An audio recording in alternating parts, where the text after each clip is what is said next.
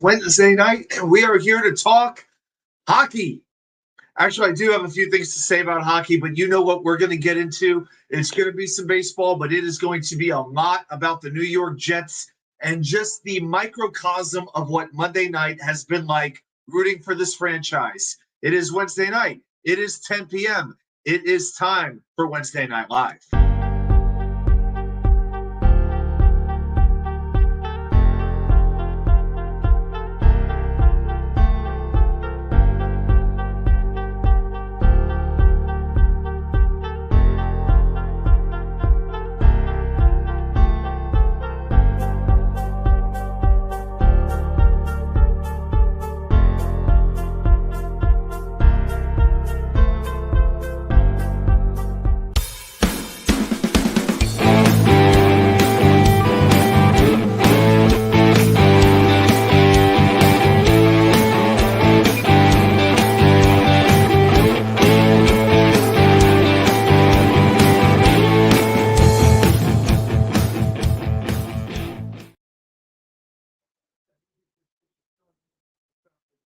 Welcome, everybody, to Wednesday Night Live with WA2K99. I am here recording live from the studio apartment in Newport News, Virginia. So, first of all, let's get a few things out of the way right now. I got a bunch of stuff to get into, and we're going to get into all of it. But first thing we're going to do is say a couple of quick hellos to everybody in the chat. And I'm just going to throw a quick note about the show tonight. We will be doing Jets trivia at the end of the show, but I'm going to give you all a little bit of an incentive tonight. I'm going to keep that little ticker running down below. If we get 25 likes on the stream tonight, live during the show, I will give you a bonus Jets trivia question. So if you want a little bit of extra trivia, I got to see you hit that thumbs up button. Let's get the show out there. All right. So that's the deal for tonight. You will get one question, but if I get 25 likes, if we get 25 likes, there will be two. And of course, super chats, super thanks are available. Thank you as always for your support. So we got a few people here. Jets mess. Man, if you weren't here, it wouldn't feel like the same show, man. I appreciate you showing up early every single time. I absolutely appreciate it, man. Thank you so much. Grandizer, would it really be the same without him? The king of, PR himself, man. He knows how to get the word out. We got Robert Bartolo, otherwise known as Pa2K99, a nickname he's just going to have to live with. So I'm glad he's here. Arkansas, I'm glad you're here as well. So let's get into a little bit of three and out. First thing I'm going to get into is some NHL. I read an article today in the New York Post. Very quickly, I'm going to say a quick hi to Hank G. Good to see you, my friend. I'm glad you made it tonight. So the NHL, their deputy commissioner, Bill Daly, was interviewed recently, and he has been trying to push the idea of the NHL putting a team in Atlanta, Georgia. This would be the NFL's third attempt at trying to get a team in Atlanta. He even has the idea that the team should play northwest of the city and up in Cobb County where the Braves play baseball. So Daly has said, as he understands it, because it's not like Bill Daly pays attention to baseball, now they're doing very well in attendance because they're not downtown. They're out in an area that's a little bit more affluent. It's in a great location. It sells out regularly. Here's what Mr. Daly doesn't seem to understand, okay? The Atlanta Braves are a fantastic baseball team, and of course, it makes me sick to say that, but I got to give the devil his due. They're fantastic. That's why the fans come to the games. If they were playing like the Mets have been playing this year, that stadium couldn't draw money if you gave them green crayons and white paper. Okay, it wouldn't be happening. I mean, let's think about it. Can we stop the NHL in Atlanta? The Flames were there for 8-9 years, didn't make it. The Thrashers were there for about 11 or 12 years. They didn't make it. One playoff appearance, and during that playoff appearance, the Rangers swept them right out of the playoffs. The NHL is big enough with 32 teams, okay? I don't even want to hear about Arizona moving there, who plays basically in a 3,000-seat arena on the campus of Arizona State University. Why don't we give it to a city that could use a second chance? Quebec, Hartford, Cleveland, Kansas City. Why not give Milwaukee their first opportunity at an NHL team? But enough of Atlanta. Just get out. Enough of Atlanta. All right. let's go on to a little bit of baseball. Jason Dominguez, the Yankees, huge prospect who came on the scene and really took the city by storm. The Martian, they call him, only 19 years old, I believe, but he tore his UCL in his elbow, and there is right now some debate if he's going to need Tommy John surgery to fix the ligament. Now, the doctors are considering an alternative method, like an internal brace. Boston Red Sox infielder Trevor Story did that this year, and he returned in about 7 months. Now, for a position player, the recovery time is not as extensive as it's going to be for a pitcher, maybe about 9 to 10 months, which means he could be back around the All-Star break. My advice to Dominguez is this: kid, just get the surgery. You're not even old enough to buy a beer yet. You've got a 15 or so career ahead of you. You are needed next year by a team that has stumped this season. Their fan base is down. Outside of Aaron Judge, you are the hope for this franchise. So get yourself right, have the surgery, and come back for the second half of next season. All right, that's number 2. And now number 3, let's talk a little bit of New York Mets just defeated the Arizona Diamondbacks. And Robert, please do not tell me how they are still in contention for the playoffs. They're not. They're not. All right. But I do want to talk about some good news with the Mets, and that is prospect Jet Williams. Jett, Jet has been promoted to Double-A Binghamton. 19 years old. He had 2 multi-hit games over the weekend. And for the season, check this out. Jet Williams has 102 walks and stolen 44 bases. There is not another player in minor league baseball to hit 140 this season. Okay, and he has only 108 strikeouts. So 102 walks to 108 strikeouts, that's pretty dang impressive. Now, in single A, high A actually, in Brooklyn, he played 36 games, batted .299, a .451 on-base percentage. His on-base plus slugging was over 1,000, 1.018, 12 stolen bases on 13 attempts. So if you think about 36 games, that's about a quarter of a major league season. He would be averaging about 50 to 55 steals for the year. So I'm pretty excited about him. And then in his first game with Binghamton, has 2 hits with 3 runs scored. He also got hit by a pitch, so he'll fit right in with the big league Mets team. The Kings are getting hit by a pitch. But he can play multiple positions, shortstop, center field, great all-around talent. And what I really like, he's going to get a chance to play in the playoffs, in the Eastern League playoffs. And it's going to be Mets versus Yankees in the first round as Binghamton faces Somerset. And I believe that series is scheduled to start this week. Now, I was thinking Jet would make his Mets debut maybe 2025, but the way he's progressing through the system, it could be 2024. Future leadoff hitter is written all over this kid. I've always had a thing for leadoff hitters with speed, whether it was Lenny Dykstra, whether it was Jose Reyes. I'm just drawn to those types of players, and I think Jet Williams and Brandon Nimmo as well to an extent. But now I think Jet Williams could be the next in the line of Mets leadoff hitters. Oh, and on a side note, and this was mentioned in the chat, yes, indeed, Max Scherzer is indeed done for the regular season, at least for the strained teres major in his right pitching shoulder. So there is a chance he could come back for the playoffs, but that is considered a long shot. The thing with Scherzer, he'd actually pitched very well for Texas while he was in uniform. He had an opposing batting average of 174. That's the lowest in the American League and the 4th lowest in all of Major League Baseball during that time. But I got to tell you right now, that trade Billy Epler made to get Luis Angel Acuna from the Rangers organization, it's looking like getting something for nothing. Really, in Double-A this season, here's what Acuna's done.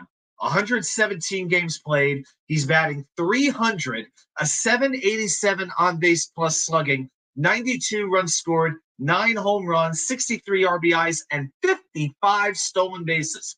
There is some speed and energy coming to Queens, and I think it's going to be here by 2025 with Williams and Acuna. Never mind the power that they acquired with the Drew Gilberts and maybe eventually Ryan Clifford as well. All right, so those are the 3 stories I wanted to talk about real quick. And with that in mind, I think we need to flip it over to a little bit of green because it's not easy being green. But, hey, we're still going to play it anyway. So let's say it all out loud together. Let's go.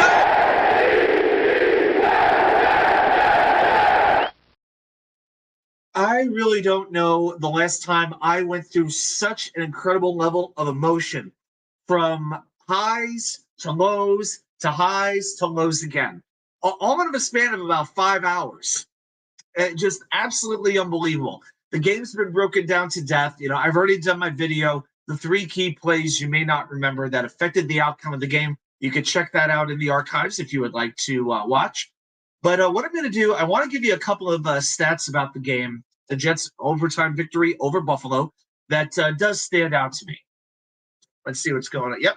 Hank G, I hear you, brother. I hear you, brother. All right. But a couple of stats here. So Aaron Rodgers had 3 pass attempts, and each time he was pressured. So enough said. As much as we would like to think this offensive line was improved, it was fixed, it was just not ready. I think a lot of it had to do with Dwayne Brown not getting any preseason action. I think it would have been very beneficial for him to have that. But I will say this. It's going to be an issue going forward. And we're going to talk about the quarterback situation, about Zach Wilson and the other quarterbacks that are out there. But the fact that these offensive tackles right now are not very reliable when it comes to pass blocking, it's that much of a reason why I'm feeling the way I am about the quarterbacks. But Dwayne Brown and left tackle allowed 4 pressures. Mekhi Becton at right tackle and AVT at right guard. I love AVT. They allowed 3 pressures each per PFF. But again, that right side, it was a force in the run game.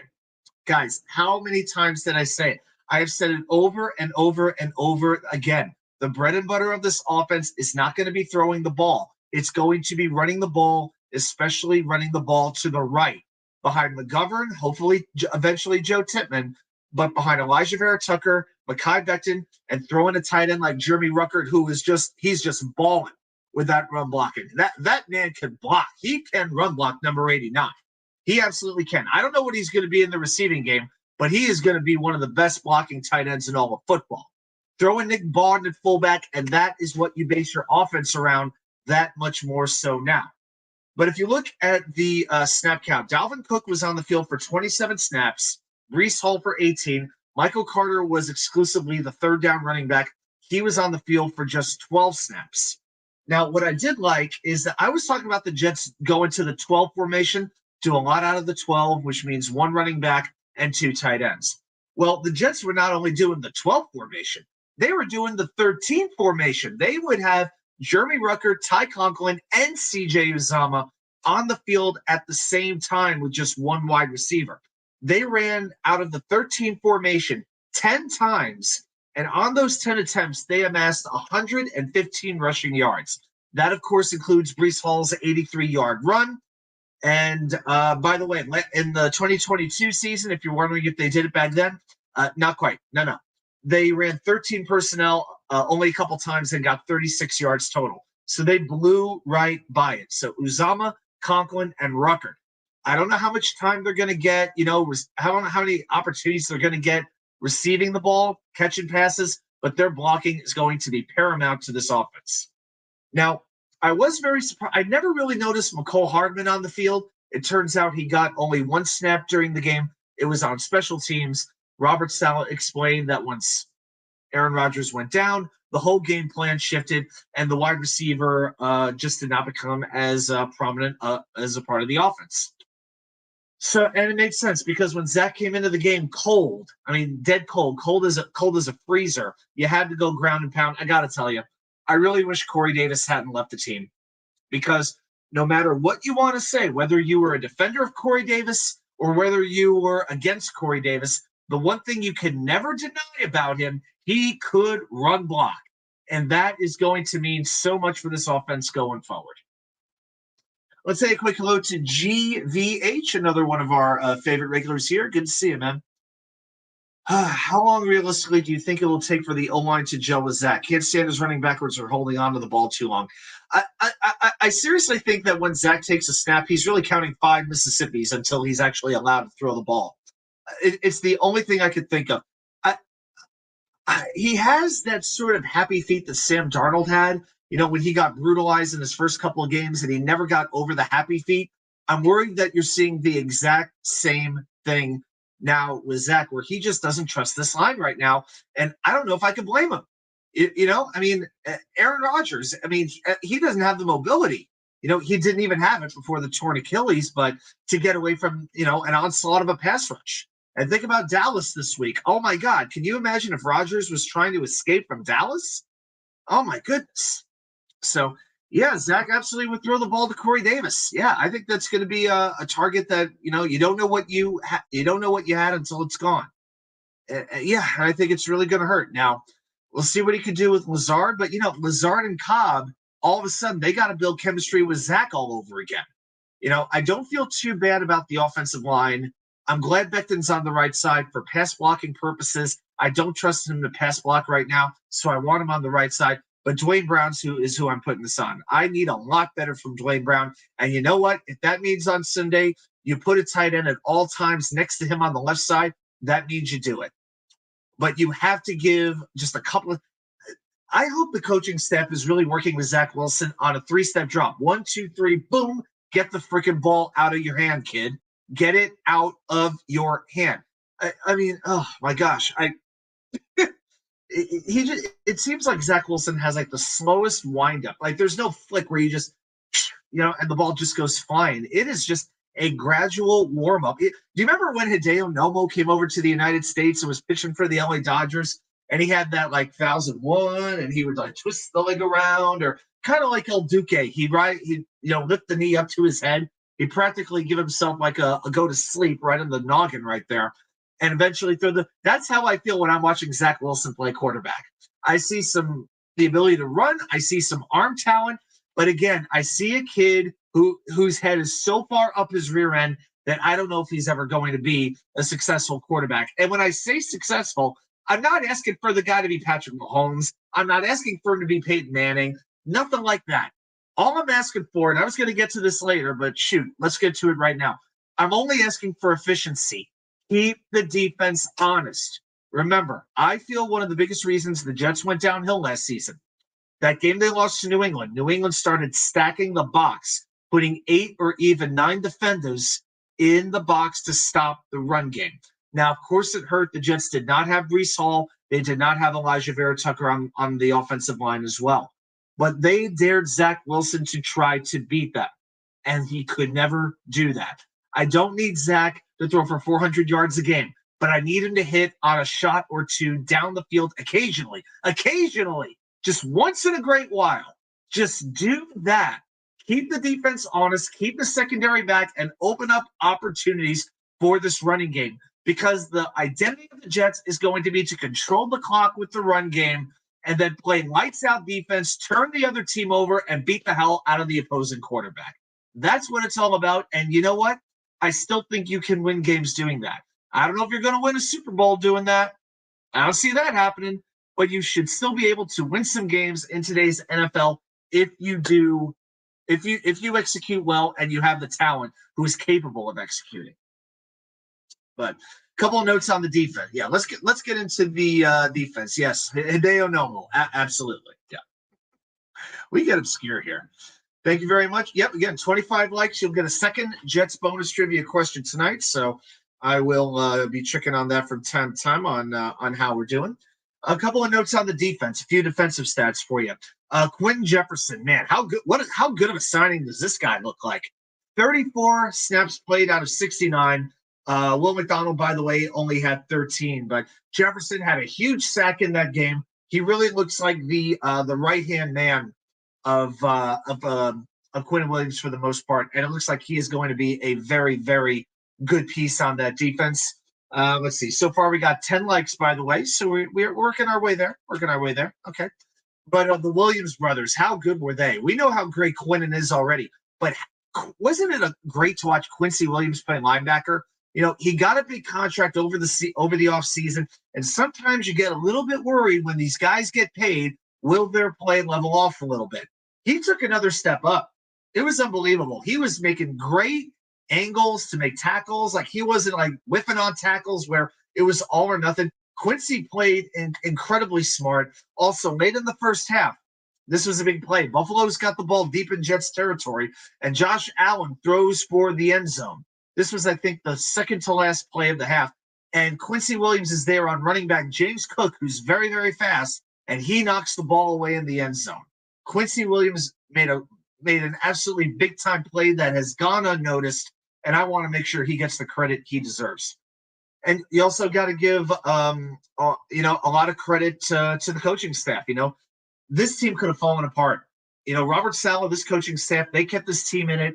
And this was a game where, they scored 16 offensive points in the game where the defense forced 4 turnovers. It's pretty amazing. Oh, and by the way, it's a quick question from GVH. Who are you sitting if Lawson comes back and Quincy played out of his mind? He did. If Lawson does come back, and he will be active this week, Saleh did confirm it. So, yep, you will see Carl Lawson in Arlington, Texas, taking on the Cowboys. My personal thought is I think he would either been – I don't even know if you – my first thought would be Clemens because he's a very good run stopper and he's a very good special teams player. But if you're going to sit a defensive lineman, I wonder if you do sit Will McDonald. I feel like McDonald, even though I'm excited about him, he's a little bit redundant. I feel like Bryce Huff does what McDonald can do, and Huff is just a little bit more reliable at this point. I don't care about sitting a rookie for a little while. I don't really have a problem with it. But if they want to play all 10 defensive linemen, it's an interesting question. One thing you have to factor in, Brandon Eccles will be coming back at cornerback this week. So I think maybe you'll sit an extra wide receiver. For instance, maybe they'd only play 5 wide receivers. I think 5 wide receivers is enough. I don't think they're going to exceed 5 because, you are focusing on a run first attack. And if that means you play, you got to play all 3 tight ends. You got to play Nick Bawden at fullback. So to me, I'm doing whatever I can do to maximize the ability of that running game. So, yeah, I could actually see Clemens getting benched. If not Clemens, I would say McDonald. There's no great answer here, but I would think it'd be one of those 2. So those are my thoughts. Oh, what do we have here? We've got Ablab. Hey, Ablab. All right. Zach Wilson's mechanics looked way better, I must admit. For the most part, he was stepping up in the pocket. The O-line was able to provide at times. Hackett is, yeah, I gotta admit this. I was defending Mike LaFleur a little bit last season. But as time went on, later in the season, I started to turn against it. My one biggest piece of hope for Zach Wilson is that there is a new offensive staff in place who can simplify things a little bit for him, have more of a stream, using the weapons in a way that makes sense. I complain the biggest issue I have with Mike LaFleur is the way he used the tight ends. Like these old dump-off passes, not having them go down the field, things like that, where a Ty Conklin is capable of outrunning a linebacker. Plays like that, I never, ever understood it. And we'll see. Nathaniel Hackett is going to really get put to the test here without Aaron Rodgers. They got to come up with a whole new game plan on the fly right now. And, hopefully they did their due diligence to think, well, you never know with Rodgers. He is older. What happens if he goes down? Certainly, I would hope that when Hackett was hired, he had some plans in mind for Zach Wilson. But we're going to find out, and against this defense on Sunday, it is going to be a fascinating, fascinating matchup. No question about it. And special teams as well. I have to talk about special teams once or twice, right, guys? Okay. But I want to give credit to Michael Nania on Twitter. He broke down on the Xavier Gibson game-winning punt return for the touchdown. Okay. He broke down 6 key blocks. He isolated 6 blocks on that play that allowed Gibson to hit pay dirt and become a household name overnight. Blocks from Ashton Davis, Michael Clemens, Chaz Surratt, and again, that block was legal. I don't want to hear ESPN whining that the Jets got a call going their way. The Jets never get a call their way, so stop it. But also Bryce Hall, Justin Hardy, and Jamian Sherwood. It took a village for that to happen. It wasn't just Gibson outrunning plays. It was the Jets special teams blocking and executing. And I got to give credit to Brant Boyer for coaching those guys well, for putting them in the right positions. Let's give a little bit of credit to Brant Boyer, who's been a special teams coach with the Jets for a long, long time and is really, he has outlasted several head coaches now. And man, oh man, what a beautiful return that was. It really, really was. Now, as far as the quarterback situation goes, man, I got to tell you, this put me into a very different place than what I usually am. I have been sad over Jet games. I have been angry over Jets games. I have been livid over Jets games. I have been bewildered at Jets games. I think with what happened on Monday, it took me up and down the entire emotional spectrum. I mean, when Gibson scored the touchdown, there were still about 30 or so of us left at AJ Gators from the Virginia Jets fans watching the game together. And we literally were jumping on each other. When I mean jumping on each other, I think I was holding up two people at one time. It was like literally my helmet got knocked off. Not this exact helmet, but this is that's more like a prototype. But a similar my green helmet. It literally got knocked off to the floor, and that's never happened before. With all the touchdown celebrations, yeah, it was the celebration was absolutely over the top, absolutely crazy. Boy, if it hadn't been so late, I might have brought the entire club a shot of Fireball. I might have. I'm just saying. The club, they like their Fireball. And then, of course, we did our final a chant. I had this one Bills fan who, I don't think she had about as much class as she did teeth in her mouth, which is to say none. And she was like MFing me and flipping me off with both fingers and things like that. Just a real class act from Bills Mafia. She'd been literally clapping like this the whole night, even when the Bills would lose 5 yards. She'd still be clapping like this, like right in our ear. And she had this high pitching screaming sound that was so beyond annoying. It was like Jesus, you gotta keep me calm right now. And it's a weird sensation to be like praying and angry at the same time. It's very, very bizarre. But it was very happy to see her walk out, not in a very happy mood. And she chose to get angry at me. But hey, God bless her. She has a right to do what she wants to do. And I was thrilled. And then I'm driving back home. And I'm driving down Shore Drive in Norfolk, about to merge onto the tunnel that takes me north over to the peninsula side to Newport News, where I live. And that's when I hear Robert Saleh say prayers because it doesn't look good. And he said the dreaded A word, which was Achilles. And once you hear that, you know. And I don't remember anything else about the drive. I was just in a fog the whole way down. And that night I just became so angry. I couldn't believe I went from jubilation to pure anger to the next day. I woke up and it probably took me an hour and 15 minutes to get out of bed. I couldn't even move, guys. I could not get out of bed. I didn't want to go to work.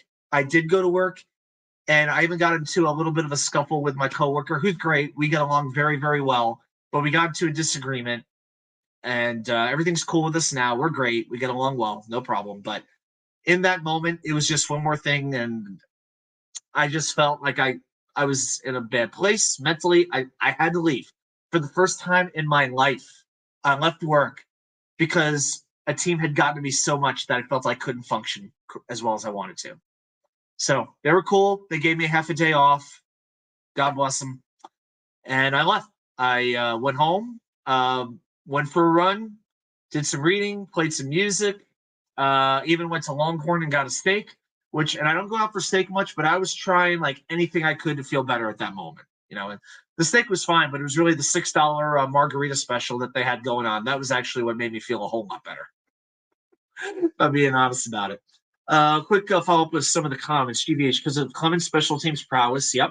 And Bray Boyer on the table for him. I think you're right. And Clemens in and McDonald out of Lawson's back, yeah. As much as I like McDonald, I feel like Bryce Huff is like a more mature version of him, a more seasoned version. I don't say mature because I don't want to say anything about character, but a more seasoned version of him. I think that's really the best way to express what I want to say there. Yeah. The second half was crazy. I mean, 13, you got to give the defense credit. They held Buffalo to field goals a couple of times where if they'd given up touchdowns, it might have been over. But, yeah, I mean, Zach made one horrible decision, one horrible interception. But other than that, played pretty well. But, again, the biggest thing I'm worried about is that he gives up on a play too quickly. And here's the thing. If defenses are going to double Garrett Wilson, because from what I understand, like Garrett Wilson, the first half, I didn't even notice him. In the second half, he came on. But in the first half, I don't know. I mean, maybe Buffalo was, bracketing him with some safety help or something like that. I don't know what happened after that because all of a sudden he woke up and, man, he really got it going. And that touchdown catch he made, one of the absolute prettiest touchdowns you will ever watch in your life, no doubt about it. But if teams are going to try to take Wilson away, then who else is going to step up? Can Lazard do it? I mean, I don't know about McCole Hardman. He was barely playing. Randall Cobb didn't get a lot of time. There were even times they lined out Dalvin Cook at wide receiver. I don't know if I trust Dalvin Cook playing wide receiver. I mean, I'd rather see like one of these tight ends out, split out wide a little bit. So this offense is definitely going to be finding their way. But again, it's coming back to these tackles. It is the tackles, and especially with the pass blocking. They have got to step that up this week against Dallas. And if they can't do that, who knows? It may be Tim Boyle time. It could very well happen, guys. So, yeah. So I guess one or two other things about the injury that I'm going to get into Zach a little bit more extensively here. But I never get angry. No, not for more than a few minutes anyway. But it usually doesn't last all that long. But yes, I've been known to have a few moments. But it's like, hey, that's the kind of thing. Like as New York fans, when we're angry. But when we're happy, we're as happy as can be. It's like Billy Joel said. I don't know why I go to extremes, but I have been guilty of it.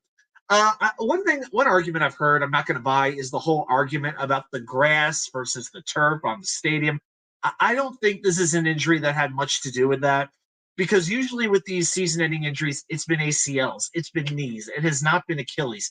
If it was a non-contact injury, I'd be a little bit more upset about it, but that was not really the case here. So to me, I think Rodgers still gets hurt, whether it's grass or whatever it is. Oh, and by the way, Leonard Floyd. How many times did I mention Leonard Floyd? Oh my goodness. I said it again and again on multiple videos that Leonard Floyd was going to be the most impactful pickup in the AFC East outside of Aaron Rodgers. Now he's the most impactful pickup because he took Aaron Rodgers out.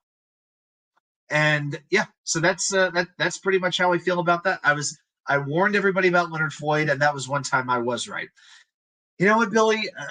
Good to see you, man. We're going to resign Joe Flacco. It makes sense, but you know what? I don't think we can afford to have a statue back there. And I'm going to get into some quarterback ideas in a moment.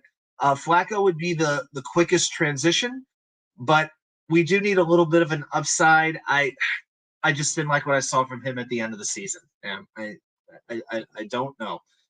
Hey, Vervain, just starting to feel better today. Now I just feel bad for Rodgers. Dude, really want to change the narrative here. Maybe he has. Vervain, maybe he already has. The vibe is different. The feel is different. And these new Jets fans, because let's face it, there's a lot of new Jets fans right now. They got a very hard lesson of what rooting for this franchise is all about. Yeah, I'm at the point. It usually takes me a day to 2 days to really start to get over things, and it definitely did for me today. Like Wednesday is the day. That's one of the reasons I'm glad I do the show on Wednesday, because it kind of gives us a chance to start to turn the page and begin to look forward to the next week. And right now, I feel like we need to look forward collectively as a fan base. So we're not talking about George Floyd. No. Maybe that's his cousin. I don't know. No, we are not talking about George Floyd. Not a chance. No. Don't have to do that. But one good thing about the injury, at least it was Rodgers' left foot, not his right foot. And then his right foot, it might have been more impactful because that was his push-off foot. So, Billy SBC, no, please, because if you sign somebody like Jacoby Brissett, well, you'd have to trade for Jacoby Brissett, actually, because he's with another team. The first incompletion Zach throws, yep, fans will be calling for the backup. We're not going to have that. They'll give Zach a little bit of time. I really think. Here's the thing. You almost feel like you can't bring in a quarterback who's too good, because then, yes, you have that opportunity for something like that to happen. Yeah, I definitely understand your point, but you know what? If the quarterback, no matter who it is, if he produces, then the fans are going to go along with it. They just want to see production. They don't care if it's Zach Wilson or if it's Chris Streveler coming back or whoever it may be. So, yeah, I don't know. Brissett was one player that I had in mind, and that's somebody actually would have taken on the Jets from the beginning. But, we'll get into those guys in just a moment. A couple of things with Wilson that I do want to talk about, and some reasons I have a little bit of hope things are going to be better. You got to remember, Zach Wilson won 5 out of 6 starts last season, his first 6 starts when he was a game manager. But then in that game against Denver, Brees goes down, AVT goes down in week 7. That was it. Because the Jets went 5-2 with Hall and Vera Tucker. 5-2. Without them, they went 2-8. Big freaking difference. And another thing Wilson's getting better at is the short passes. One of the biggest complaints we've had about him is his bouncing the screen passes, throwing the ball into the ground. Okay, so in 2022, I'm going to give you some numbers here, all right, because I'd like to give you a few numbers. Completion percentage on throws 10 yards or less down the field. Like, come on, just about everybody in this chat, we can all throw a football 10 yards with relative accuracy. May not be a spiral, but we'll get it there, right?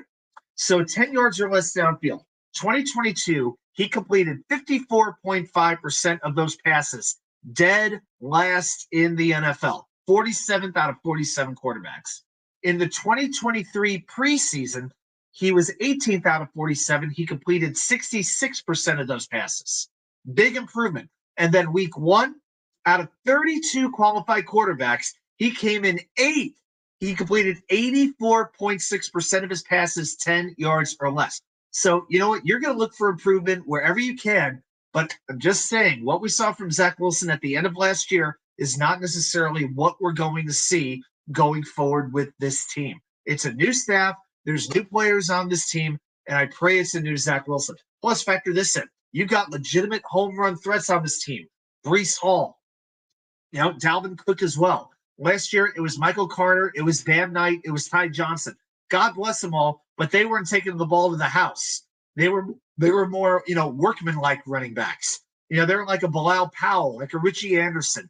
They get you that 15, 20 yards, maybe if everything went well. But that's about as much as you would get. But now you have a legitimate running threats, and we saw how good Breece was. He's good. Defenses have to respect him.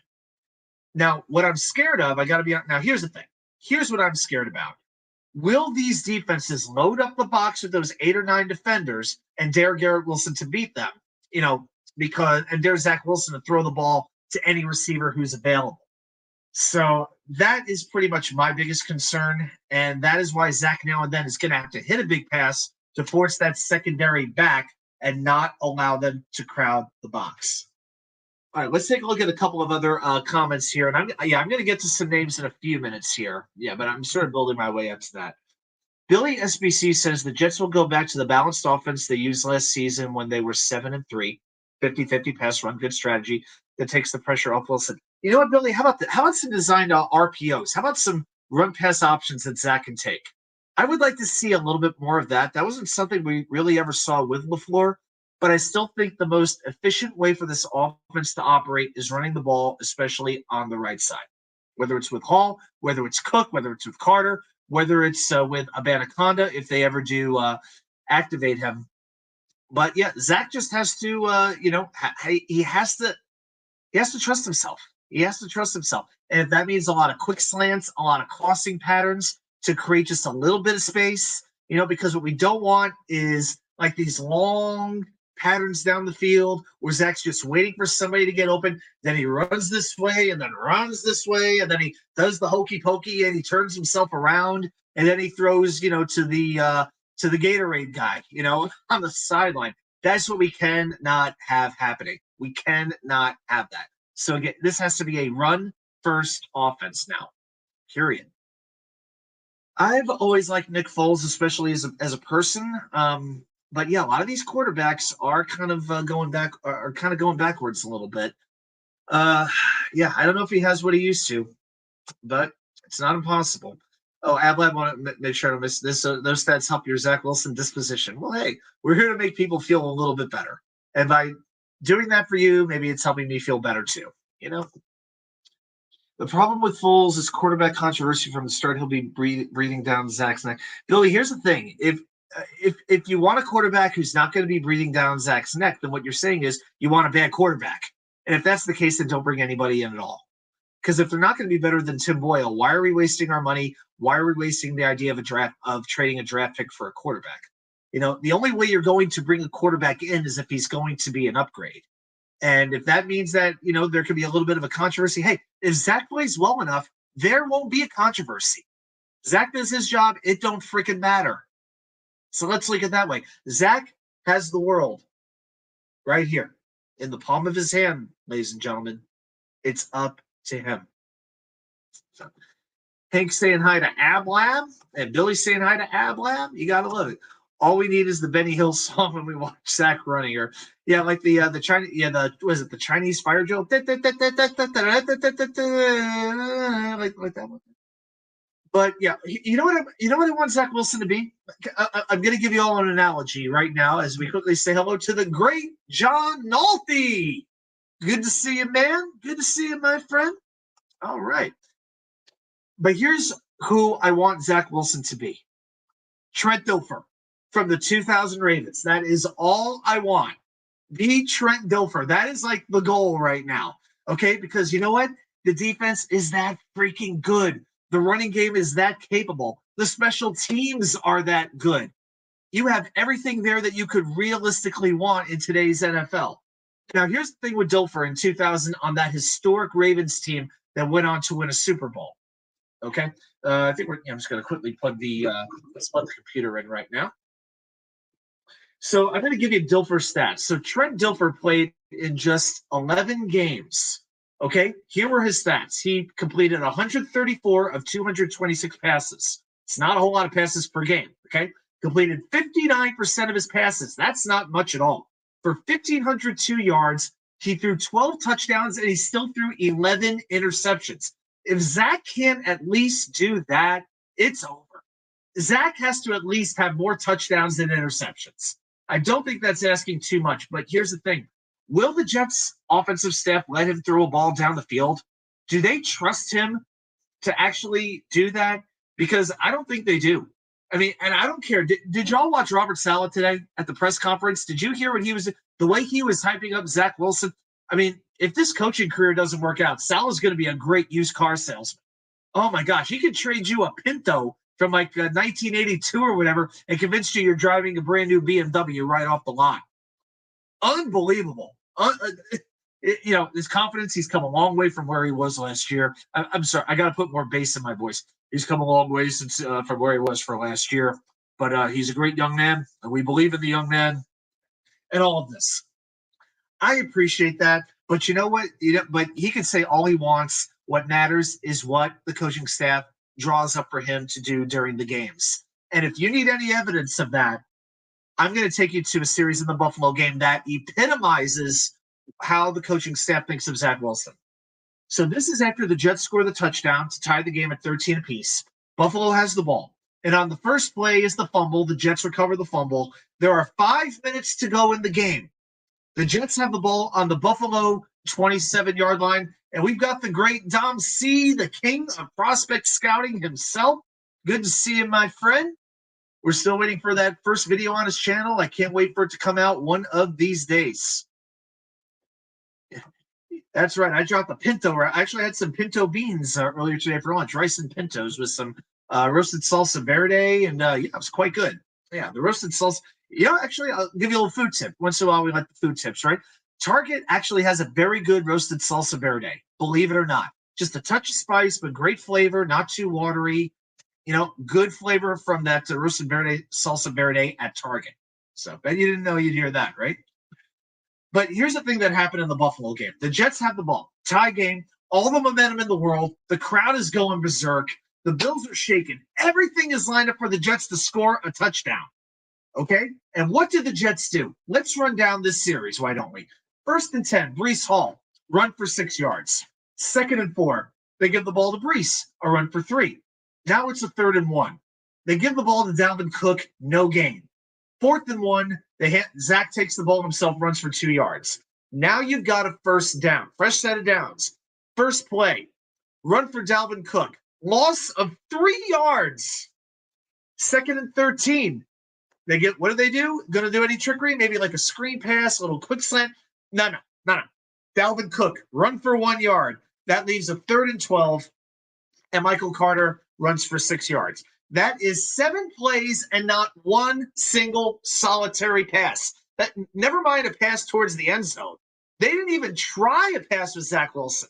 So I don't care what Robert Saleh says in a press conference. The play calling that I saw indicates the Jets had no confidence in Zach Wilson to put the ball in the end zone when a touchdown might have put this game away, and you would have forced the Bills to drive the field to score a touchdown. And as shaken as Josh Allen was, that probably was not going to happen. So that play calling tells me a lot about what the Jets feel about Zach Wilson. And I'm sorry, 40 runs and 10 and maybe 10 pass attempts is not going to do it. Not this week. I'm sorry. Thank you so much for the super chat, John Nolte. Thank you for the $9.99. Thanks so much. I appreciate it very, very much. Super chats cut the line, like we actually have one. Vervain, we have to allow Zach to throw when they stack the box. Yeah. And that's one of those things where, if he has to throw like a jump ball to Garrett or something like that, or to Randall Cobb, that's what he has to do. Yeah, for sure. Yeah, let's take a quick check here on this. So we've got, how many likes we got? We got 12 likes and we got 14 in the chat. Hey guys, just look it down there at the ticker. We're gonna do Jets trivia at the end of the show, but remember, if we get 25 likes tonight, I will give you a bonus Jets trivia question. So you can get 2 tonight, not just 1. But it's gonna take 25 likes to get there. All right. So a couple of things with the quarterback ideas. I've run through a couple of names in my mind. Joe Flacco was one, but again, he's a statue, and I feel like with this offensive line, you need some mobility. Colt McCoy does interest me a little bit. He's a free agent. He can manage a game. He was in Cardinals training camp, but he's 37 years old. I feel like that is a quarterback who is just under the radar enough, who doesn't have the notoriety, who can come in and sort of manage things if that's what you need him to do in a pinch. I feel like McCoy would make sense in that respect if he could handle the offense. As far as name value, I guess I would prefer Carson Wentz as a free agent, 31 years old. Last year, I'll give you some stats on Wentz. He played 8 games, completed 62% of his passes for 1,755 yards, 11 touchdowns, 9 interceptions. But he played horrible in Washington. I can tell you that because I'm basically in a Redskins country down here. I'm sorry, Commanders country. Excuse me. We don't need the PC police getting mad at us now. Sorry about that. But here's the thing with Wentz. He did not play well, but he was under duress the whole time. He was sacked on 9% of his pass dropbacks. Wentz was under absolute duress the entire time. I think this would be his 4th team in 4 years. It would be for Wentz. I think he has something to prove. I think there's still some upside there. And if you were to sign him for the rest of the season, I think that is the quarterback that's going to give you the most upside because, these teams are not going to trade you their backup quarterback. Am I interested in a Cooper Rush? Absolutely. But the Cowboys are not ready to make Trey Lance their backup quarterback. The idea is to sit Trey Lance down for the season.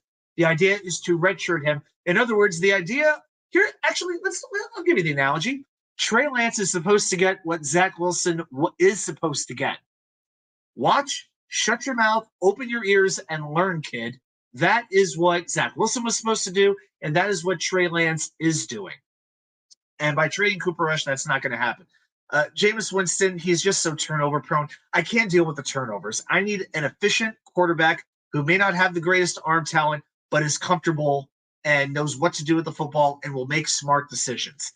That is what I need. If they're going to bring in the quarterback, that's what I need, and I don't trust Winston to do that. Billy SBC, Colt McCoy hasn't played more than 4 games in the season since 2012, I believe. That means he's rested. What about A.J. McCarron? He played decently in the XFL, but wouldn't stir up a quarterback controversy. Is he still married to that hot soccer player, like Heather Mitz, I believe it was? Is he still, or that was A.J. Field? Or no, was that, he was married to like one of those wags. I do know that. I don't know. McCarron hasn't really ever shown me anything. So, I mean, again, it's the XFL. Maybe we should get that Ben DiNucci guy from James Madison, who I think went to the championship game in the XFL. Yeah, maybe that would work. I don't know. John Nolte, they have to do anything they can to minimize the 3 and outs. Can't guess our defense again. Yeah, that time of possession is going to be big, and that's why I'm talking about being a run-first offense and running the clock, trying to control the clock. It's so important for the Jets to get ahead in these games because if they get ahead, that's when they can let the pass rush absolutely go because the team has to pass the ball to come back. So getting ahead to me is so good, is so important, and that's why it's like a situation. Billy, I just said no. No, I'm going to give you the LA Knight treatment on that. No. Yeah, Trey Lance was traded for a reason, and he is the number 3 in Dallas behind Cooper Rush for a reason. So that's the thing there. But yeah, I would actually consider taking the ball to start the games. If the Jets win the toss again, I would try to keep the ball, score early, and get ahead. I want the other team playing from behind because I want the defense to have a better idea of what's coming. I want them to be able to attack a pass, not feel like they have to stop the run all the time. So that's kind of how I'm feeling about that. Quick swig of water for the working man and woman. Okay. Yeah, so that's the whole thing. You need mobility, you need the efficiency with whatever quarterback you bring in. Zach's going to give you the mobility, but it is very questionable if he's going to give you the efficiency. All right, so now I'm going to do a little a news segment that I talked about last week that we were going to do. We're going to give you a quick state of the AFC East. I'm going to give you a couple of minutes on all three teams in the AFC East. I don't care what anybody says. We're still tied for first place in the AFC East. So we're going to look at each team in the division, just look at a couple of tendencies and see what's going on. John, we're Jets fans. We should expect this. Look, deep down, guys, didn't we just know it in the back of our minds that something like this could happen? Now, I never anticipated Aaron Rodgers would not complete one freaking pass the whole season. I didn't expect that.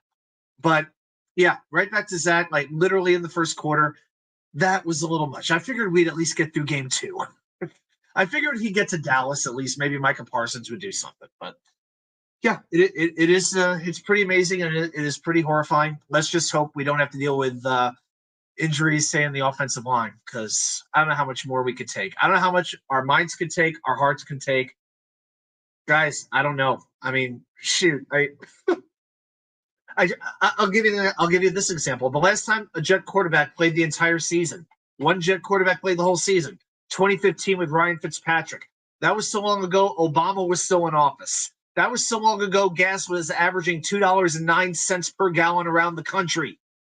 Okay, that is a long freaking time ago. The Mets actually won the NL East that year. That's a long time ago. What a disaster. 3 plays, can't make it up. You know what, John? I said it in my last video. Stephen King could not write a script with that much horror in it. Shakespeare could not have written a script so tragic.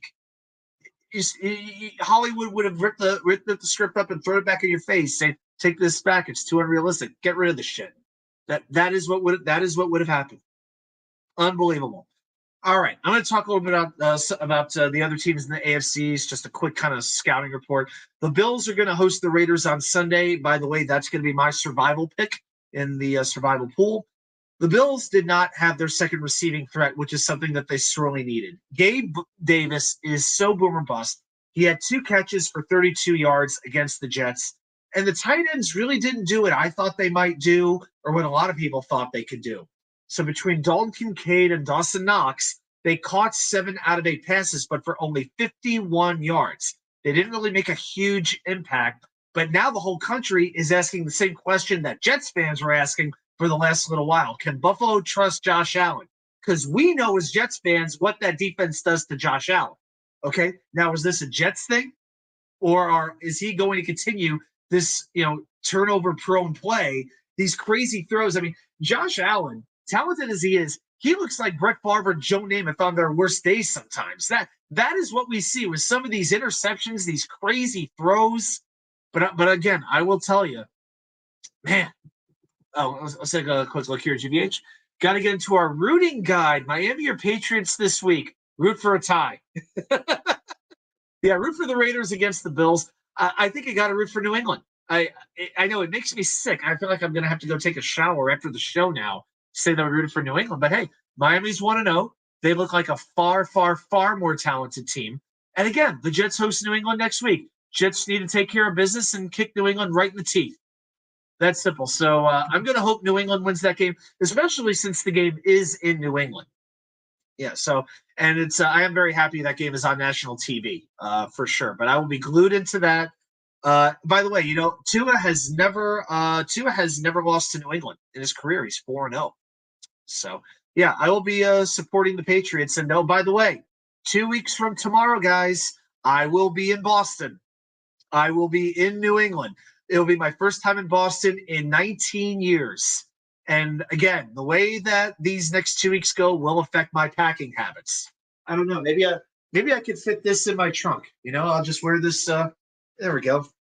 Maybe I should just wear this right downtown Boston. I'll go to Copley Square, and I'll go to Harvard Yard, and I'll go to Quincy Market and the Paul Revere House, and whatever the hell.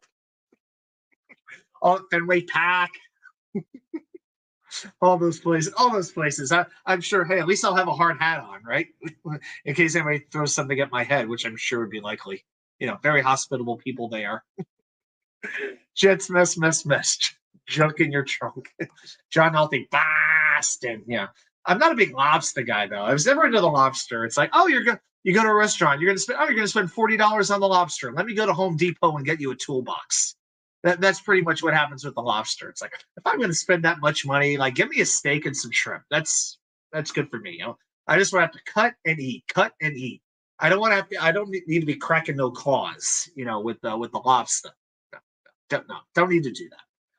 But again, back to Buffalo real quick. That pass rush, guys, it's going to be scary, especially once Von Miller comes back. The Bills put 8 quarterback hits on the Jets, 3 sacks. Leonard Floyd had 1.5 of those sacks. So him and Von Miller throwing Greg Rousseau, that combination together, and Oliver up the middle. Watch out. That Bills defense, they're going to be good, and I think they're going to be excellent in that front four. All right, couple things with Miami. You got to give Tua a whole lot of credit. But isn't it amazing how these Dolphin fans are already thinking Super Bowl? They're already thinking division title. If you are a Dolphins fan, how can you ever look past the next week? Because the health of this quarterback is so fragile. It is hanging on by such a thread on a piece of, it's like on razor wire. You can't trust 1 week to the next what he's going to do. And we don't wish injury on him by any stretch of the imagination. He completed 28 out of 45 passes, 466 yards, and 3 touchdowns. And in my money fantasy league, I picked him as my starting quarterback. I was the last one to pick a starting quarterback. I took him, and then I took Daniel Jones, and I looked pretty smart week 1. This week, I think I'm actually going to bench him against that New England secondary. Okay? Oh, my God. By the way, throwing a deep jump ball to Braxton Berrios in the end zone. Who decided that the best way to use Braxton Berrios was to send him deep into the end zone and throw a jump ball? I mean, my God, I'm taller than Braxton Berrios, for crying out loud. My goodness, that play call was just ridiculous. Vervain, get the lobster bisque, no doubt. Maybe I would, but I think I'm more of a clam chowder guy. Yeah, I like some good clam chowder. All right. Anyway, Tyreek Hill, 11 catches, 215 yards, 3 touchdowns. First player in NFL history to record 3 separate games with 10-plus catches, 200-plus receiving yards, and 2 or more touchdowns. The run game, however, 20 carries for 70 yards. Not so impressive. Not so good. And believe me, this Chargers team is not known for their defense. So, yeah, I'd be a little worried about that running game. All right? Now, the defense, the Dolphins' defense, it's amazing nobody wants to talk about that. They gave up 433 yards and 34 points. The Chargers running game in particular with Austin Eckler and I believe Josh Kelly, they ran 40 times and got 233 yards. That's 5.8 yards per carry along with 3 touchdowns. But here's the thing.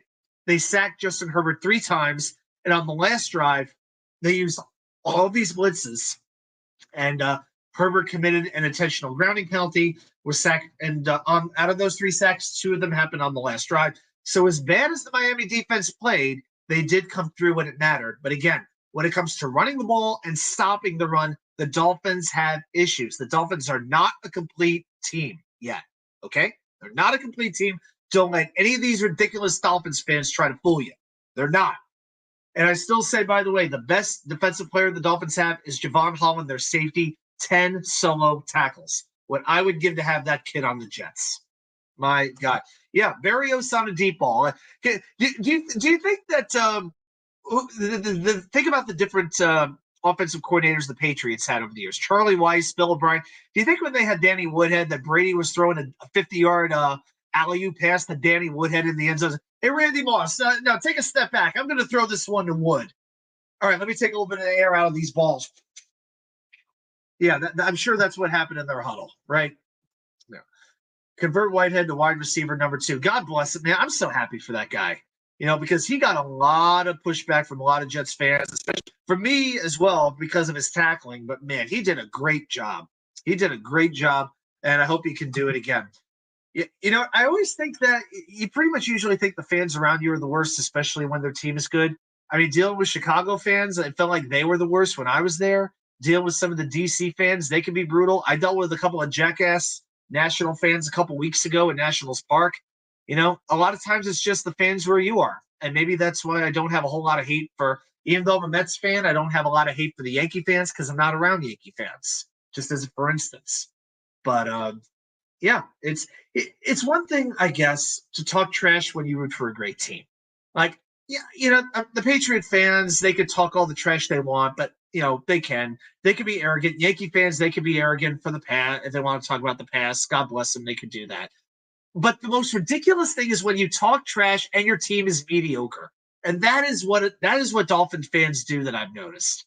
And yeah, I can see your point because when you talk trash and you're like average, when you're mediocre, when you haven't won a playoff game in what 3 decades, you're just embarrassing yourself. Just embarrassing. Okay. John Nolte, I live in Florida among the Dolphin fans. Well, at least you got some New York fans down there too, right? Yeah. Grandizer, that is the Fins fan base. Yep, Grandizer is one of the good ones. Absolutely. It's not the objective Fins fans doing that, so can't lump them in the same group. Okay, Grandizer, here's what we need. Get some of the objective Fins fans and put them on Twitter or X because the only ones I really see are the crazy ones. So if you got some objective Fins fans to follow who give good insight and are objective and smart, because I'm sure that they're out there. I don't know. Maybe I just attract the numbskulls. I just attract the crazy people. It must be it.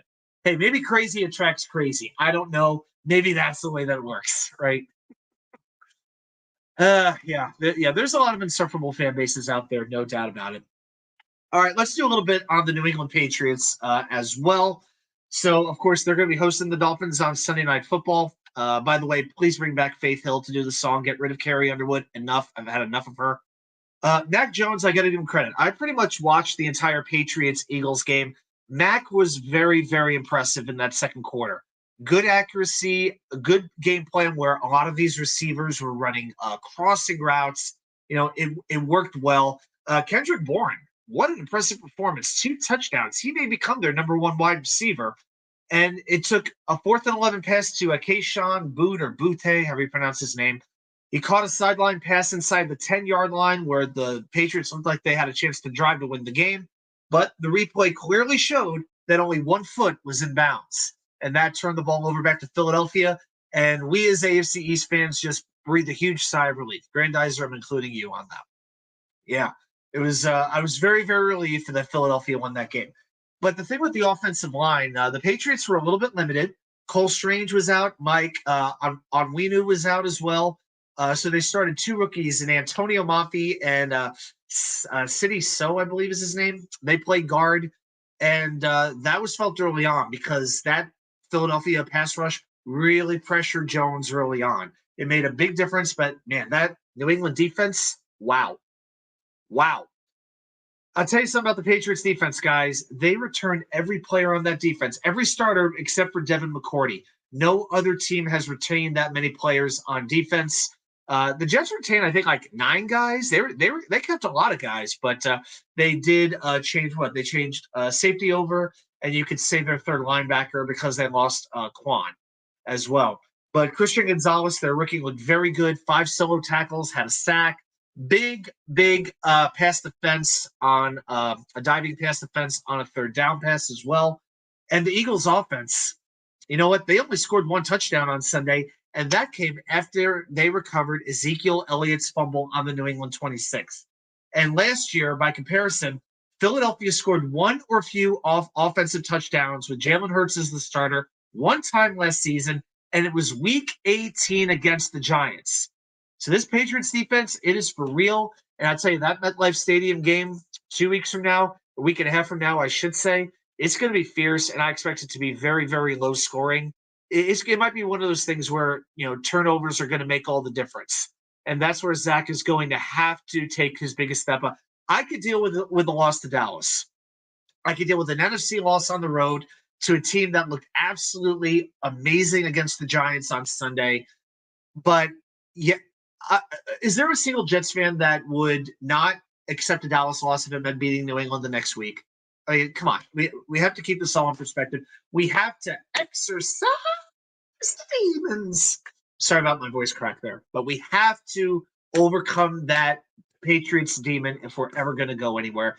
We have to do it. And let's be honest, wouldn't it be great if Zach Wilson was the one to lead us to it? After all the crap he's been through, I would be really happy for that kid if he was able to do that. Yeah, I mean, I got to tell you, Mess, I felt that every team in that division would win at least 8 games. And the first week gave me no cause to doubt that. Um, you have to say, you have to be a little bit worried about the Jets more than anybody just because you don't know how Zach's going to play. But between the running game and the defense, the Jets will be in games. The question is, can they drive down the field and kick that field goal or get in the end zone when they need to do it? That's going to be the $1 million question. And I think there's going to be multiple games now where that is going to be the case. You know what, John? I wouldn't say Philly looked bad, but I tell you what, they looked great in the first quarter. But you know what? Again, you can't put too much stock in what you see week one. I mean, Cincinnati looked terrific. I never thought Seattle would get their butts kicked by the Rams the way that they did. There were a lot of surprising games in week one. And usually I feel like I can have a good feel for the NFL for making picks. I can't remember a week one that was this hard to predict that had this many surprises. You know, that's real talk for you. So, Grandizer. Oh, this is good. Cards fans are really the worst. Most of their fans of transplants for their season, they have not won anything. Did they actually say anything? That would be my question there. Billy to John Nolte. Seriously, a dolphin fish is not an aggressive thing. Okay. So let me guess. Pete is about to come in and say dolphins aren't fish; they're mammals, right? I'm guessing that's going to be next. So. Yeah, but do you remember like the old dolphin logo that had the helmet where the dolphin wearing the helmet on the helmet? It was like you were over helmeted. It was absolutely ridiculous. Yeah. It was kind of a messed up logo. So let's take a quick look here at the chat. So we got 16 likes here. Okay, we're going a little bit over an hour, and again, it's going to take 25 likes to get your bonus trivia question. Vervain says, "I never understood why they didn't just go with a shark." That wouldn't have been a bad idea. Yeah, I mean, I don't know. Yeah, I guess San Jose took it many years later. But yeah, shark would have made sense. It would have.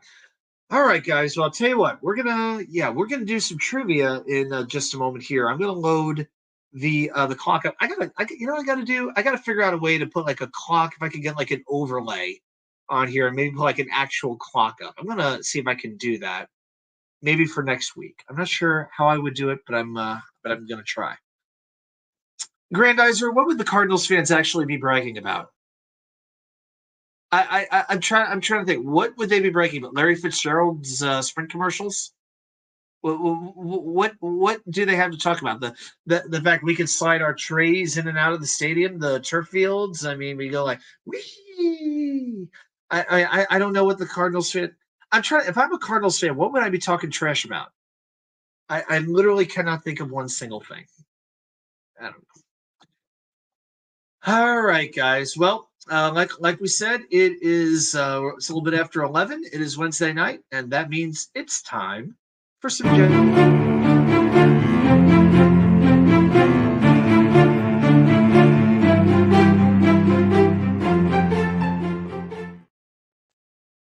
Okay, so as you know, I try to do a trivia question every single week that relates to the Jets and their upcoming opponent. And as we know, the New York Jets this week take on America's team, the Dallas Cowboys, Stephen A. Smith's favorite team as well.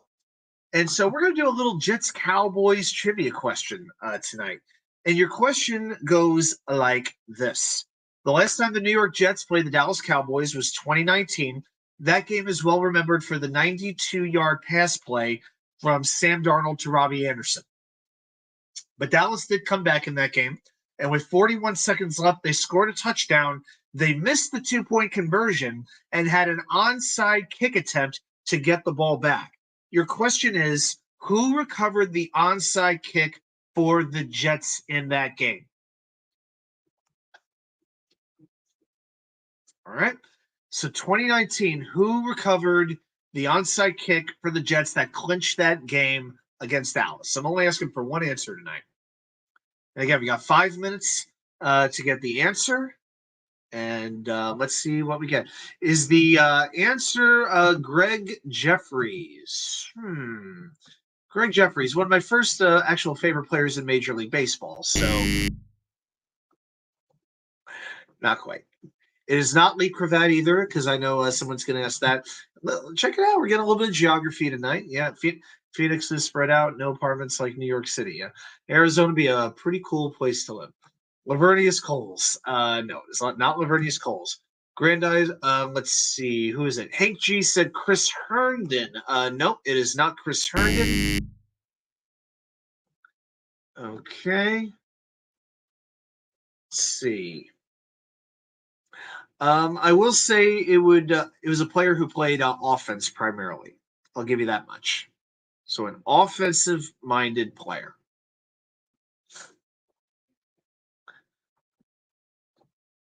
All right, let's do a quick. Let's see. We got 1 minute and 30 seconds down. Tick, tick, tick, tick, tick. Yeah, let's do a quick. Check on the likes here. Yeah, looks like we're still at 16 likes. Okay. All right. Yeah. See, I knew. See, someone's always going to say Lee Cravat. There you go. Well, Michael P. Ryan, no, not a bad guess, Hank, but no, wasn't him. The receiver who retired because of spine issue. Oh, I think he means Quincy Enunwa. Nope, it is not Quincy Enunwa. I think Quincy's last year was actually 2018, if I remember. I think that was actually his last year. I think that was right. Because I think Quincy had that one game. I want to say it was against Detroit. It could be. No. Quincy's last year was 2018. It was Darnold's first season was his last year. So this was the next season. So yes, it was not. Yeah. Okay. Billy says there's 19 likes. Okay. So I gotta make sure I'm doing this. Make sure I'm doing this right. I thought I brought the video up again. Let's see here. Yeah, I've got 18 right now. Okay. Special Teams 2019, was it Bilal Powell? No, it was not Bilal Powell. Jamison Crowder? No, good guess, but no. Vervain says it was Braxton Berrios. No, I'm seeing some good guesses here, but not quite. But yeah, the crowd is. But hey, the crowd's supporting you guys, and you can hear it right now in the background. Oh, I'm sorry, that was the wrong sound. You're actually giving some good answers. Stephen Hill. Hey, David D, how you doing, man? No, it wasn't Stephen Hill. All right, and again, for anybody just joining us, who recovered the onside kick for the Jets against the Cowboys in 2019 that clinched the game for the Jets? Okay. It says 19. Okay. All right, good. Because I'm checking the like thing like on my phone, and I'm like trying to refresh the feed because since like it's my channel, I feel like I have to close it out, open it back up. Hank G says Ryan Griffin. No, it wasn't Ryan Griffin. John Nolte says Green. You didn't mean Sean Green, did you? I'm trying to think. If there was another Green you had in mind. No, it wasn't him. No, it's not. It's not Green. All right, let's see what we're doing. Time. We got 1 minute, guys. 1 minute. You're giving me some good guesses. Hank G says Trevon Wesco. The tight end is Trevon Wesco. Not quite. It was a very good guess, but not quite. Thanks, Grandizer. Definitely appreciate it, man. Yeah, Sean Green, I think, was gone from the Jets by like what 2013 ish. He didn't last that long. Vervain with a good guess. Ty Montgomery. No, it wasn't Ty Montgomery either. We're down to 20 seconds. All right, I'll let it run out, but I'll give you a clue or two. Let's see. There's one or two clues I could give you, but I think they would give it away. David D says Tebow. Not quite. All right, we got 10 seconds left. John Nolte, give a clue. Yeah, I'm going to give you a clue. I mentioned offense. He was only a Jet for. We've hit the time, so time is up. Okay, he was a wide receiver. Vervain's going with the Smith brothers. Vincent or Jeff? No, it wasn't one of them. He had 1 year with the Jets. I will. Oh, I got a clue.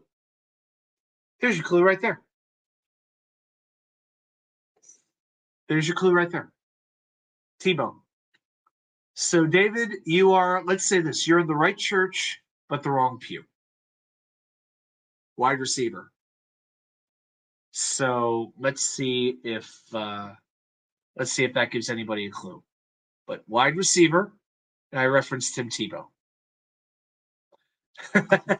Hank G says the lacrosse player. I know who you mean. You mean Chris Hogan. No, it wasn't Chris Hogan. But I'm going to come back to that clue right there. Tim Tebow. Vervain says Demaryius Thomas. The late great Demaryius Thomas. Yep, he was with the Jets for a very short period of time, and he was the one to recover the onside kick. They put the hands team in, and he was the one to recover the ball and clinch that. I think it was the first victory the Jets had that season, and that was it. So good job, Vervain. Yep, yeah. I guess that question was a little bit challenging, but yeah, it was Demaryius Thomas. Oh, and I want to do one more thing here tonight as well. I'm sure most of y'all have seen this already, but for anybody who hasn't, I want to post what Aaron Rodgers put up on his Instagram page, Captain America, right there himself. I mean, who didn't have chills with that statement? They actually made MetLife Stadium look awesome. How is Tebow a Thomas clue? Because Tim Tebow was the quarterback for Denver. He threw that walk-off touchdown pass to Demaryius Thomas in that playoff game against Pittsburgh. His two primary wide receivers were Demaryius Thomas and Eric Decker those years before. So, yeah, that's why Tebow was a clue. Didn't they both play in Denver? Yep, they sure did. So when I saw Tebow, I figured I'd kind of jump on that. Johnny Jimenez, my fellow Virginia Jets fans. Good to see you, my friend. Hope to see you at one of the games. We're going to be at AJ Gators, so we had a big turnout. And, hey, Johnny, we got the premium raffle coming up. Got some nice shirts, some nice hats, a lot of Hall of Fame gear. We got some great gear, so, man, I hope you'll be able to come down because I can tell you you're going to want some of that merchandise. It is beautiful. But I wanted to put up Aaron Rodgers' Instagram post for anybody who did not see it. He looked like Captain America coming out in MetLife Stadium for the first time in its existence. Looked beautiful. Didn't it? I never thought that was possible.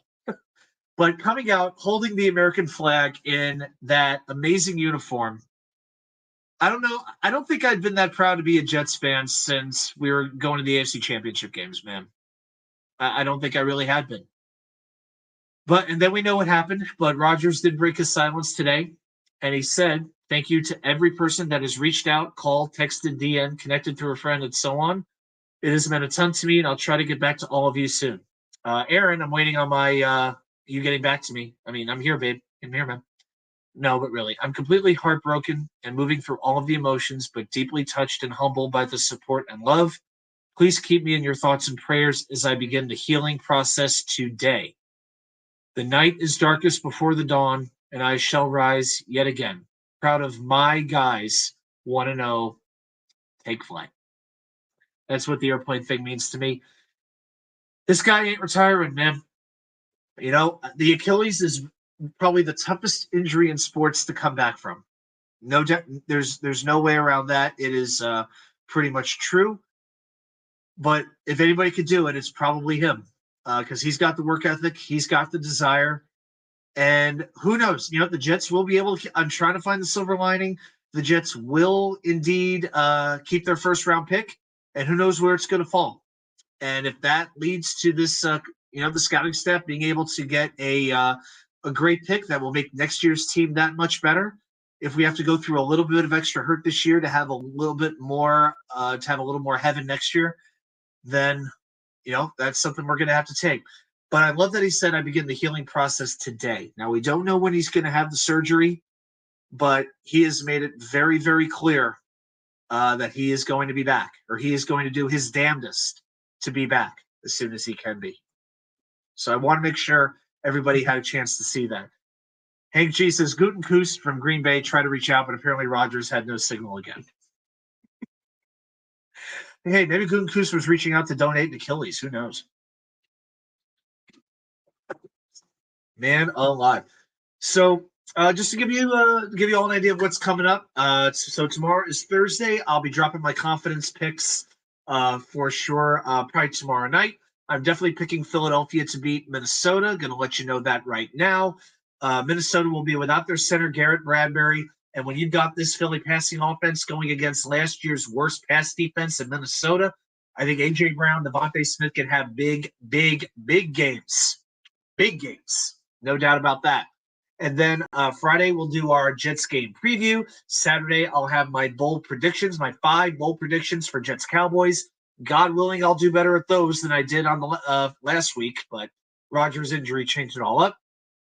And then either Sunday night or Monday morning, depends how I feel, I'll post the next video, the 3 key plays you may not recall that affected the outcome of the game. So that is our weekly schedule. John Nolte with one last comment. The blood flow to the Achilles at age 39 is a lot more limited, which drags out recovery. Hey, maybe if he goes back to the darkness, maybe that he can concentrate the flow of blood to the Achilles. Maybe some of the mushrooms. Maybe there's something there that who knows. Put it this way: if there's a way to speed up the healing process, Aaron Rodgers will find a way to do it. I definitely think though. Evan Neal, yeah, Evan Neal does look horrible. We'll see what he looks like at the end of the season. But yeah, as much as the Jets bullied Spencer Brown, the right tackle, on Monday, man, oh man, John Franklin Myers, Bryce Huff, Jermaine Johnson, they could absolutely humiliate Evan Neal in a couple of weeks. But that is way down the road, way down the road. Oh, K Eddie. Oh, guys, give you a quick shout out as well. Thanks for stopping by, my friend. Glad I caught you. Let's keep it positive this year. Yep, it's the season is far from over. We're gonna have some crazy games. And you know what? With all the drama we went through week 1, let's just pray that's not the high point of the season, because we've been through too much for too long to have a boring, nondescript, non-eventful season. I don't know what's going to happen, but I feel like we're going to remember this one for the rest of our lives. That's how I'm feeling. Jets Mess said we got 21 likes. All right. I'm in a good mood. We'll do one more question. I'll give you one more Jets trivia question. Okay. All right. Let me get the clock loaded back up here. And it's another Jets Cowboys trivia question. Okay. Here is, I'll give you one more question. Name the 3 kickers who have played for both the Jets and the Cowboys in their career. It's been 3 kickers. They've been Jets, they've been Cowboys. Can you name them? By the way, if Pa2K99 is still here, the Cowboys fan, you are more than welcome to participate in this question, because we do have an under the radar Cowboys fan in here. At least he was here. So we will see. All right, Hank G starting off strong, saying Greg the leg. Yep, you know that one's correct. So yeah, Greg the leg, of course, is one. Vervain adds Nick Folk. Yep, that is correct. Yep, so after a hot start, 2 for 2 in 30 seconds. Okay, now I will say this, guys. I asked this question to a couple of the other content providers. Nick Shine, Tigo, Dom C. Dom, if you're here. And they were not able to get the third answer. Okay. So John Nolte, Jets Mess also said Nick Folk. Yep. John mentions Pat Leahy. Not one Pat Leahy. There's one other kicker who was a Jet and a Cowboy. So the content guys couldn't get it. Let's see if you, the chat, can. All right. We're about 1 minute 15 seconds down.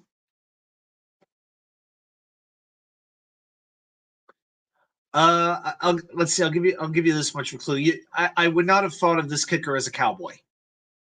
I would have thought of him more as a Jet. So I'll give you that. All right. So we got let's see. Did that kicker stay longer than a season? Hank, if you mean did he stay as a Jet longer than a season? The answer is yes, he did. And we're not going back to like the 70s here. We're not going back that far. Jets Mess says John Hall. John Hall, well, No, not him. Vervain says Mike Nugent is the answer. Mike Nugent. It is. You got it correct. Very well done. Yeah, Mike Nugent, if you can believe it, played 4 games with the Dallas Cowboys, and I think it was 2017. I think he was on 3 teams that year: the Giants, the Cowboys, and the Buccaneers.